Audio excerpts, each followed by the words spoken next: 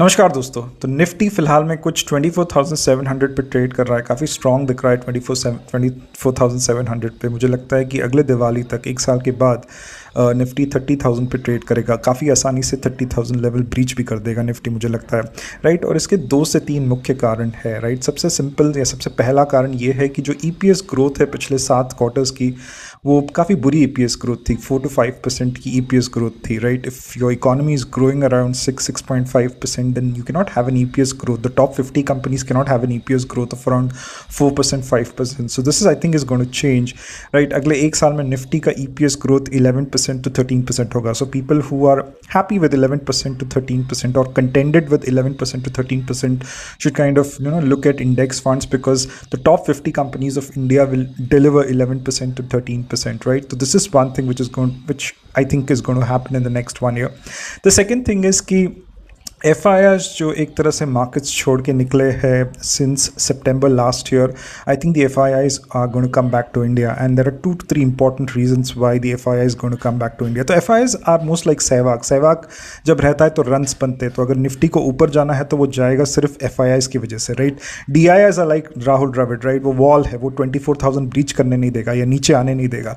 But अगर आपको numbers चाहिए, रन्स चाहिए, स्कोर बोर्ड पे रन्स चाहिए, आपको Nifty, you want Nifty to kind of go up, और you want the major indices to go up, it is the FII buying that is going to kind of pull that thing up, right? And FIIs are going to come back to India. I think one of the major reasons is कि obviously this EPS growth of 11 to 13%, not a great EPS growth of 11 to 13%. जब Covid का वक्त था या फिर 2020 से 2024 में India was clocking, or the top 50 companies were clocking an EPS of around 19%, 21% in those 4-5 years, right? So 11 to 13 is an average kind of an EPS growth, not as bad as 4 to 5%, not as great at 19 to 21%, but 11 to 13% I think should get the FIIs back to India. Second thing which I expect is कि जो रुपी depreciate हुआ है उसके वजह से I think RBI open market operations बहुत जल्द करेगा, because they will start buying rupee, because एक depreciated rupee, because FIIs look at dollar denominated returns. उनको फ़र्क नहीं पड़ता है निफ्टी 25,000 पे या 30,000 पे. What matters to them is the strength of rupee. What matters to them is dollar denominated returns, and a weak rupee is not does not kind of project well for dollar denominated returns. So I think RBI will start open market operations somewhere in the month of January or February to kind of appreciate the rupee, right? They had done this couple of years back, but not very recently. So this is the second thing. Third thing कि जो international markets है, जो AI का trade है, जो AI का capex है, जिसके वजह से पिछले 3 साल में US market एक bull run में, एक tear में है, I think वो थोड़ा dilute होगा. तो मैं जब 3-4 साल पहले commentators को सुनता था US के, वो लोग कहते थे कि ये रिसेशन आने वाला है, डिप्रेशन नहीं, रिसेशन आने वाला है, रिसेशन आने वाला है, राइट. और रिसेशन आया नहीं, उल्टा 3 साल एक तरह से मार्केट्स ऊपर गए. अब क्या हो गया, जो नेगेटिव लोग थे वो भी पॉजिटिव हो गए, बोल रहे और ऊपर जाएंगे. तो मेरे को लगता है कि 6-8 महीने में यूफोरिया सेट हो जाएगा या हो चुका है. एंड जो भी इंटरनेशनल मार्केट्स, स्पेशली जो AI का ट्रेड जो है वो एक तरह से बबल टेरिटरी में चला गया है, राइट. तो there is this one commentator who I very watch closely and follow very closely, Tom Lee नाम है उसका, राइट. तो उसको जब भी पूछा जाता है कि एनवीडिया आप कब बेचोगे, या फिर why do you keep on adding Nvidia in spite of the fact that it is so expensive, तो वो बोलता है कि जब तक मेरे को एक और एनवीडिया नहीं मिलेगा तब तक मैं इसी एनवीडिया में एक तरह से पैसा डालता जाएगा. So that person has a lot of conviction in the AI trade. And I think इतनी महंगी चीज़, या फिर इतना महंगा जब कोई स्टॉक हो जाता है, उसके बावजूद भी इतना हाई कन्विक्शन से अगर कोई खरीदता है, then that says a lot about the company as well as the kind of the analyst who has researched that company, right? So there is one person you need to follow, international or globally, one is that is Tom Lee, to kind of track the US markets. There are other people who you could follow for gold, especially you can follow Gary Wagner. तो gold की बात आई तो a lot of analysts in India, a lot of fund managers जो मैं ये news channel पे सुनता हूँ, these kind of journalists ask them कि अभी गोल्ड को करना क्या है. 4,000 ब्रेक होके ऊपर, $4,000 एक तरह से ब्रेक करके ऊपर गया है.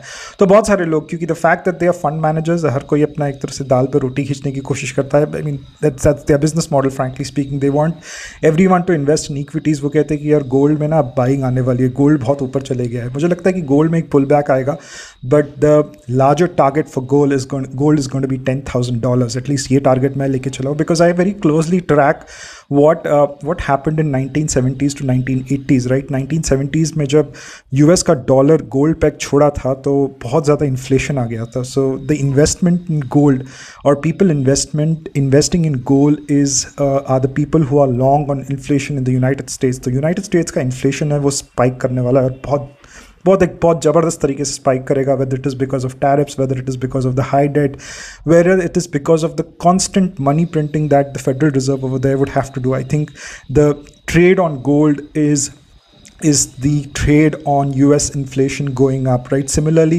the trade on Bitcoin is the trade on de-dollarization in the United States. The United States को अपना dollar depreciate करना है. They want to get it to somewhere in the range of 80 to 85, kind of dollar index को 80 to 85 dollars पे लेके आना चाहते हैं. And the only way they can do that is kind of depreciate the dollar, which obviously they are doing. $1.98 पे trade कर रहा है, right? But they would need a release valve. So I think Bitcoin or cryptocurrencies or stable coins could be a release valve over here, right? तो जैसे ये euphoria S&P में थोड़ा dilute होगा या कम होगा, Bitcoin being a high risk asset वो भी एक तरह से गिरेगा, and that would be a great opportunity for people to get into Bitcoin, right? तो वो थोड़ा गिरेगा. But the fact that this trade is on, or cryptocurrencies are Bitcoin और stable coins are more a trade on de dollarisation, तो उसके बाद फिर से वो कैचअप करना शुरू कर देगा, ऊपर जाना, राइट? तो इंडिया में अगर देखो तो ये दोनों टेक्नोलॉजीज़ जो है, आर्टिफिशियल इंटेलिजेंस और क्रिप्टो करेंसीज, दोनों का कोई हमारे पास कोई कंपनी नहीं है. ठीक है, नेटवेब बोल सकते हैं हम आर्टिफिशियल इंटेलिजेंस पे कुछ कर रही है, बट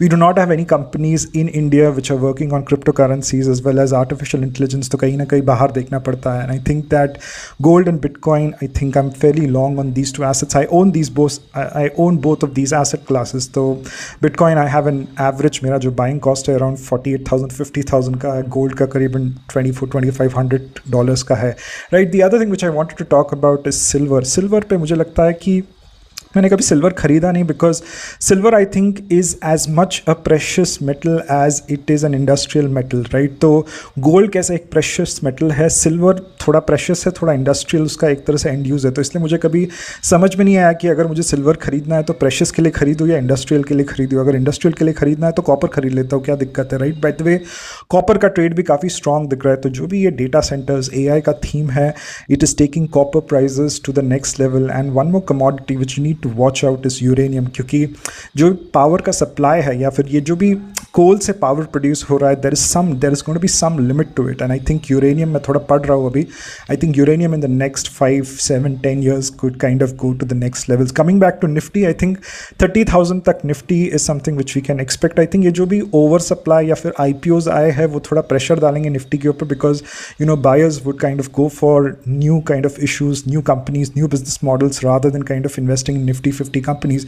But अगर निफ्टी का अगर आप peg, if you want to calculate, the P right now is around 23, and let's say if we get a growth of EPS growth of around 11 to 13, then 23 divided by 11 to 13 would be around 1.8, 1.9. Top 50 companies को आप 1.92 तक का peg दे सकते हैं, forward peg दे सकते हो. 1.5 is considered to be fairly valued, but these are top 50 companies of India. तो as it is पिछले एक साल में कुछ ज़्यादा बढ़ा नहीं है, तो कहीं ना कहीं 15-20% का एक तरह से ओवर वैल्यूएशन या फिर वैल्यूएशन कम हुआ है, right? So if it goes up by 20%, which is like 30,000, तो कहीं ना कहीं 11 to 13% would be the EPS growth, and around 7 to 8% would be the re-rating that would happen on the P, right? P expansion. तो normally कोई भी stock ऊपर जाता है या इंडेक्स ऊपर जाता है, इट्स बिकॉज ऑफ 2 reasons. एक तो EPS ग्रोथ आता है या फिर फंडामेंटली अर्निंग्स ग्रोथ आते हैं, और दूसरा लिक्विडिटी आती है, P एक्सपेंशन आता है. तो मुझे लगता है कि EPS ग्रोथ भी रहेगा एंड P एक्सपेंशन भी होगा. तो जो फॉरनर्स है, जो ताइवान वगैरह मार्केट है, कोरिया का मार्केट है, US का मार्केट है, जो थोड़ा हीटअप हो गया है, ओवर हीटेड हो गया है,